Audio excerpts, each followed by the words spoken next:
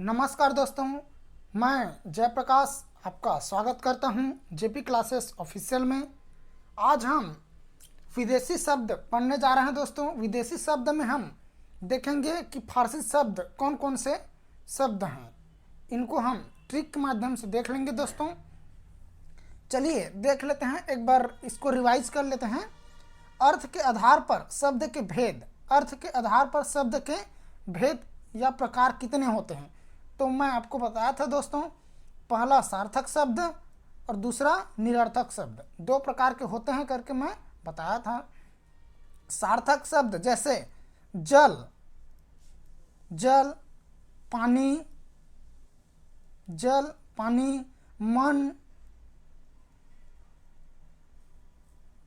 ये है सब दोस्तों, इतना हो जाता है। और कई सार्थक शब्द है।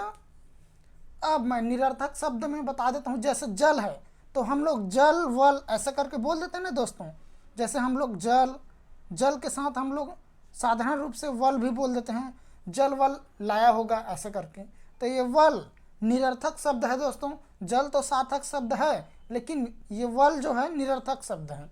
वैसे ही पानी, पानी एक सार्थक शब्द है दोस्तों। तो यहाँ पानी, पानी के साथ यदि पानी वानी ऐसे बोल देते हैं, पानी वानी, तो ये वानी क्या है दोस्तों, निरर्थक शब्द है।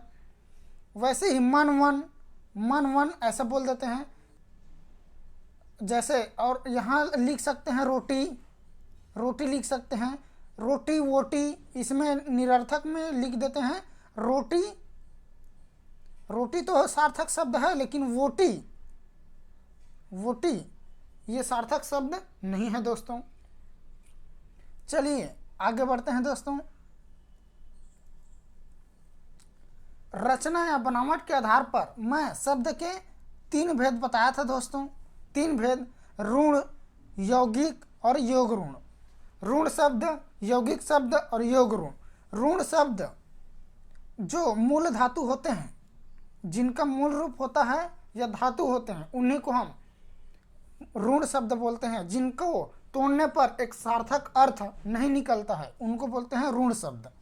यौगिक शब्द, दो सार्थक शब्द मिलकर एक यौगिक शब्द बनाते हैं दोस्तों। जैसे विद्या, विद्या धन आलय, आलय, विद्या धन आलय, दोनों मिलकर विद्यालय बना लेता है दोस्तों।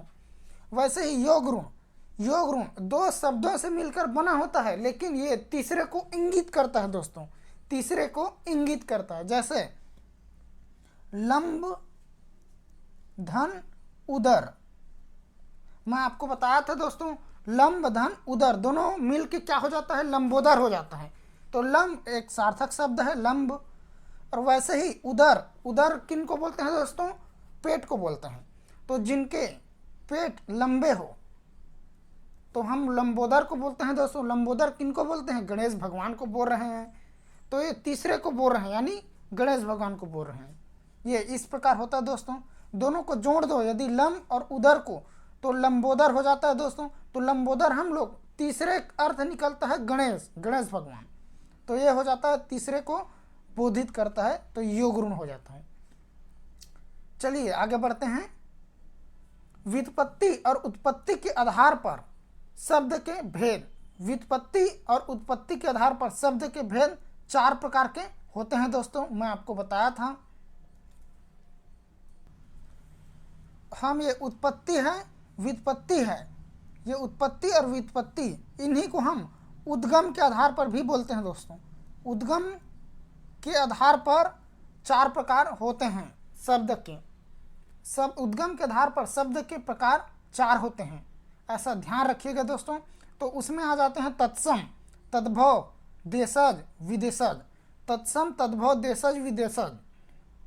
तो यहाँ देखिए दोस्तों, तत्सम, तत्सम मतलब जो संस्कृत के शब्द हैं वे तत्सम में आ जाते हैं दोस्तों। संस्कृत के जो शब्द हैं वे तद्भव, तद्भव में आ जाते हैं दोस्तों। हिंदी के जो शब्द हैं, संस्कृत से परिवर्तित होकर हिंदी के रूप में आया है, वे है तद्भव शब्द। देशज शब्द जो क्षेत्रीय प्रभाव से उत्पन्न हुई हो या जिनका उत्पत्ति का स्थान हमें पता नहीं चलता कि वह कौन से राज्य से आई है या कौन से जिला से उत्पत्ति हुई है ये पता नहीं चलता, उन्हें हम बोलते हैं दोस्तों देशज शब्द। अज्ञात शब्द, अज्ञात, उत्पत्ति का अज्ञात हो। वैसे ही विदेशज शब्द, विदेशज शब्द दोस्तों इन्हें हम आगत शब्द, गृहीत शब्द, आगत शब्द, आगत शब्द, गृहीत शब्द, गृहीत शब्द और अन्य अर्थों में जानते हैं, जैसे आगत व्यंजन, आगत व्यंजन भी बोल देते हैं और आगत ध्वनियाँ भी बोल देते हैं दोस्तों। ये इस प्रकार 3-4 नामों से जानते हैं विदेशज जो शब्द हैं उनको। चलिए अब विदेशज जो शब्द हैं उनमें कौन कौन से आते हैं उनको देख लेते हैं दोस्तों। विदेशज शब्द में दोस्तों, विदेशज शब्द में दोस्तों आपका फारसी आता है, फारसी, अरबी, अरबी, पुर्तगाली, पुर्तगाली, तुर्की, तुर्की, जापानी, फ्रांसीसी, अंग्रेजी, ये सब आते हैं दोस्तों विदेशी जो शब्द हैं उनमें। अब देख लेते हैं दोस्तों हम फारसी को। सबसे पहले देख लेते हैं कि कौन कौन से शब्द हैं फारसी में। चलिए देख लेते हैं दोस्तों फारसी में कौन कौन से शब्द होते हैं। फारसी शब्द, ध्यान रखिएगा दोस्तों, फारसी शब्द से प्रश्न देखने को मिलता है। कई बार प्रश्न में पूछा गया है, चाहे पीएससी हो चाहे व्यापम हो, बहुत बार ये प्रश्न पूछा गया है कि कौन सा शब्द फारसी है, कौन सा शब्द फारसी नहीं है, ऐसा पूछा गया है। और कौन सा शब्द विदेशज शब्द है और कौन सा शब्द जिनकी उत्पत्ति का पता नहीं चलता, ऐसा भी प्रश्न पूछा जाता है, तो उसमें आ जाता है देशज शब्द दोस्तों। और संस्कृत के ऐसे शब्द जिन्हें हम क्या कहते हैं तो तत्सम बोलते हैं, हिंदी के शब्द को तद्भव बोलते हैं, ऐसा शब्द आते हैं दोस्तों। तो चलिए हम फारसी शब्द देख लेते हैं दोस्तों कि फारसी शब्द में कौन कौन से शब्द आते हैं। फारसी शब्द में दोस्तों देखिए, हिंदी, याद रखिएगा दोस्तों, हम लोग हिंदी पढ़ रहे हैं, हिंदी एक फारसी शब्द है। हिंदी, हिंदू, हिंदुस्तानी, हिंदुस्तानी, हिंदुस्तान, ये सब क्या है दोस्तों फारसी शब्द है। ध्यान रखिएगा, ये प्रश्न में कई बार पूछ चुका है। चलिए अब देख लेते हैं हम लोग दोस्तों इनके अन्य जो शब्द, फारसी शब्द। आप जैसे सुने होंगे दिलेर दिल, ये दिलेर दिल वाले आदमी हैं, ऐसा करके सुने होंगे, तो उसी से हम याद रख लेते हैं दोस्तों दिलेर दिल। ये क्या है दोस्तों फारसी शब्द है। दिलेर भी फारसी शब्द है और दिल भी फारसी शब्द है। अब देख लेते हैं दोस्तों दिलेर दिल वाले क्या करते हैं, दुकान खोलते हैं दोस्तों। ये दुकान, तो दुकान किसका खोलेगा, चश्मा का खोलेगा, आईना का दुकान खोलेगा, रुमाल का, सितार का, नमक का, रंग का, मरहम का, गुलाब का, पलंग का, चादर का, जलेबी दुकान, गोला दुकान और बर्फ दुकान। ध्यान रखिएगा दोस्तों, दिलेर दिल वाले दुकान खोलेंगे तो कौन सा दुकान खोलेंगे, चश्मा दुकान, आईना दुकान, रुमाल दुकान, सितार दुकान, नमक दुकान, रंग, मरहम और गुलाब दुकान, पलंग दुकान, चादर दुकान, जलेबी दुकान, गोला दुकान, बर्फ दुकान। ये इस प्रकार के दुकान खोलते हैं दोस्तों। या तो आप ऐसे याद रख सकते हो कि आपके आसपास कोई दुकान होगा, इससे आप रिलेट कर सकते हो दोस्तों। अब आगे बढ़ते हैं, इसको आप दोहराइएगा दोस्तों, बार बार सुनिएगा तो ये याद हो जाएगा। वैसे ही दिलेर दिल वाले मुफ्त में, दिलेर दिल वाले मुफ्त में अपने बेगम को, ऐसा याद रख सकते हो दोस्तों, दिलेर दिल वाले मुफ्त में अपने गर्लफ्रेंड को क्या करते हैं, किशमिश गिफ्ट करते हैं, गुलाब गिफ्ट करते हैं। आप जानते हो गुलाब तो गिफ्ट करते ही हैं। गुलशन भी गिफ्ट करते हैं, गुलकंद भी गिफ्ट करते हैं, गोला यानी खाने वाला गोला, गोला, नाव, नाव तो आप जानते हो, या तो प्लास्टिक का नाव रहेगा या सजावटी वाला नाव रहेगा। वैसे ही खरगोश गिफ्ट कर सकते हैं, खरगोश, चरखा, लकड़ी का बना चरखा ये गिफ्ट कर सकते हैं, चरखा, कबूतर, कबूतर गिफ्ट कर सकते हैं, पुदीना, पीने के लिए पुदीना गिफ्ट कर सकते हैं, सब्जी भी गिफ्ट किया जा सकता है दोस्तों। वैसे ही गल्ला, गल्ला आप जानते हो, गल्ला गिफ्ट किया जा सकता है।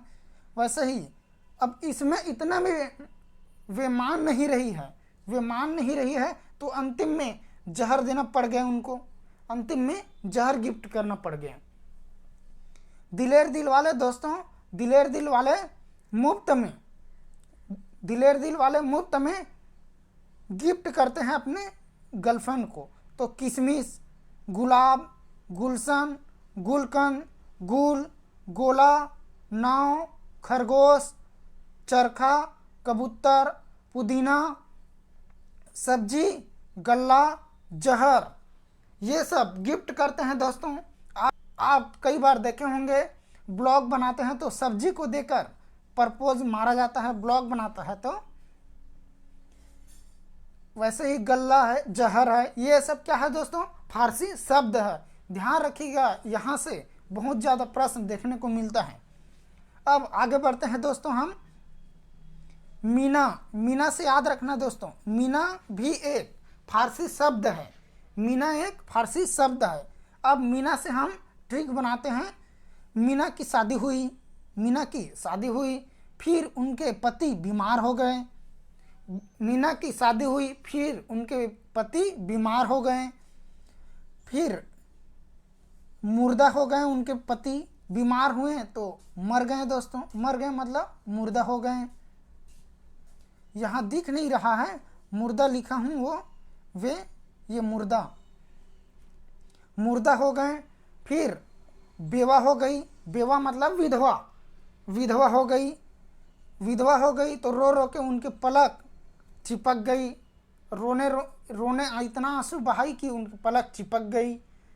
अब वे सोची कि रोने से तो कोई फ़ायदा नहीं है, उससे अच्छा अब इंजॉय किया जाए, इंजॉय किया जाए। ऐसा करके तो मुर्गा, चाशनी, गोला, मलाई ये सब खाने लगी दोस्तों। बहुत इंजॉय करने लग गई वो, बहुत ज़्यादा इंजॉय करने लग गई। लेकिन कुछ दिन बाद उनके आदमी का, ये आदमी का यानी उनके सरकार को, आदमी का यानी उनके सरकार का वापिस याद आ गई दोस्तों, वापिस याद आ गई। तो सौदागर क्या बोलते हैं, उनके जो देवर है कहा जाए तो, उनके देवर सौदागर, सौदागर क्या बोलते हैं कि अफसोस, अफसोस मत कर। यहाँ देखिए दोस्तों, उनके जो सरकार है उनका याद आ गए तो अफसोस करने लग गई वे। तो सौदागर क्या बोलते हैं कि इतने अफसोस मत कर, आराम कर जाके, आराम कर जाके, वरना जान जागीर जिंदगी से चली जाएगी। फिर तू भी जान जागीर और ज़िंदगी से चली जाएगी तो तमाशा हो जाएगा। जान जागीर ज़िंदगी से चली जाएगी तो तमाशा हो जाएगा। ये हैं फारसी शब्द, और फारसी शब्द है दोस्तों, लेकिन इसको एक बार हम रिवाइज कर लेते हैं, एक बार हम रिवाइज कर लेते हैं दोस्तों कि कैसे कैसे हुआ।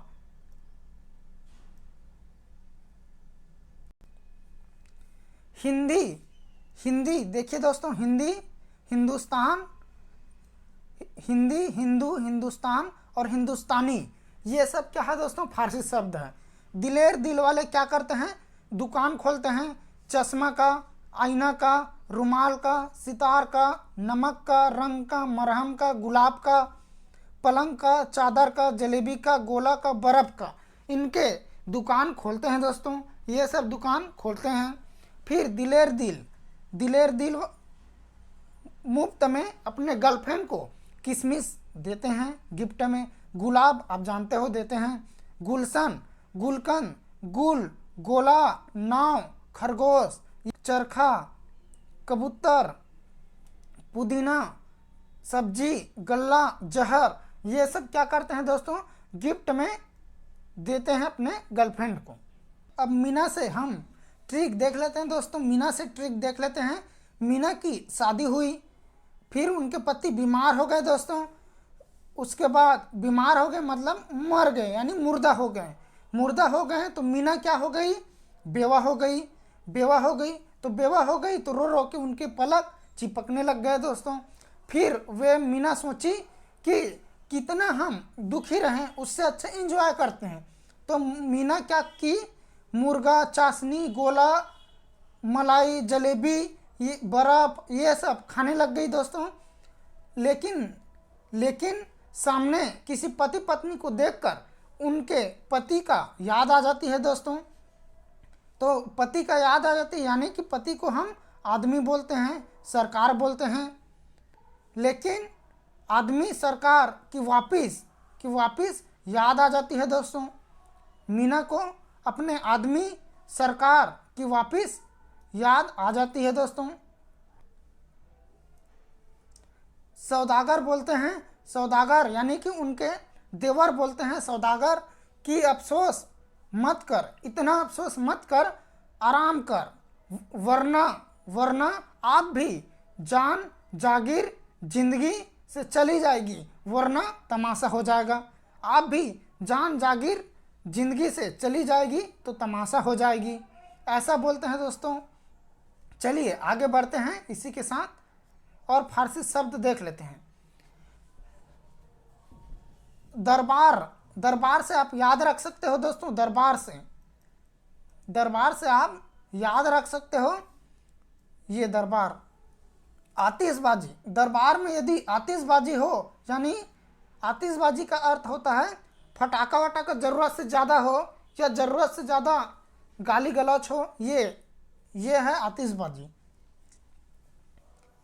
दरबार में आतिशबाजी हो रहा है दोस्तों, तो वे तो सरासर अन्याय है ना, सरासर अन्याय है तो सरासर आ जाएगा। तो सरासर उस पर लगाम लगाना जरूरी था दोस्तों, लगाम लगाना जरूरी था दोस्तों।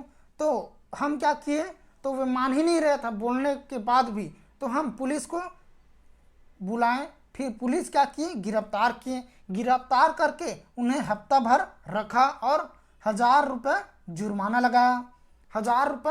लगाया।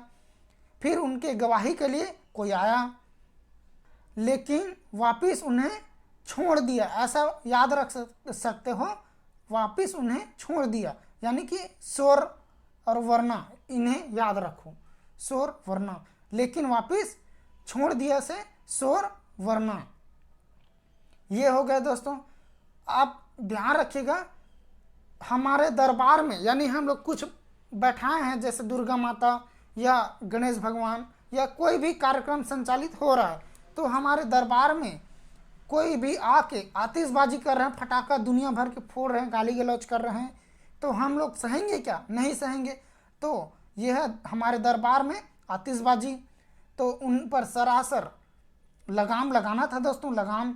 तो हम लोग क्या किए, पुलिस को बुला कर गिरफ्तार करवा दिए। तो हफ्ता भर वह जेल में रखा, 1000 रुपये जुर्माना लगाया उन पर, 1000 रुपये जुर्माना लगाया।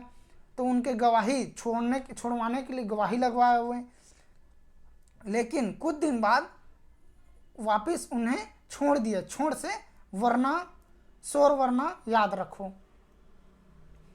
अब दोस्तों और अन्य ट्रिक में है, जैसे सरकार से हम याद रख सकते हैं। ये जो मैं अभी बताने जा रहा हूँ, वे सब पुरस्कार पाना चाहते थे, सरकार से अवार्ड पाना चाहते थे। जैसे जमीन का दलाली करने वाला सरकार से अवार्ड पाना चाहते थे, कारोबारी करने वाला, आमदनी करने वाला, अफसोस करने वाला, पुल बनाने वाला, पारा बनाने वाला, पैसा करने वाला, पैमाना बनाने वाला, तनख्वाह पाने वाला, दीवार बनाने वाला, गल्ला बनाने वाला, तीर कुश्ती का कमान करने वाला या तीर कुश्ती का तीरंदाजी करने वाला, कुश्ती करने वाला, और उनके जो यार हैं, सरकार के जो यार हैं और उनको याद करने वाला और यार हैं, ये सब क्या करना चाहते हैं दोस्तों, ये सब पुरस्कार पाना चाहते हैं।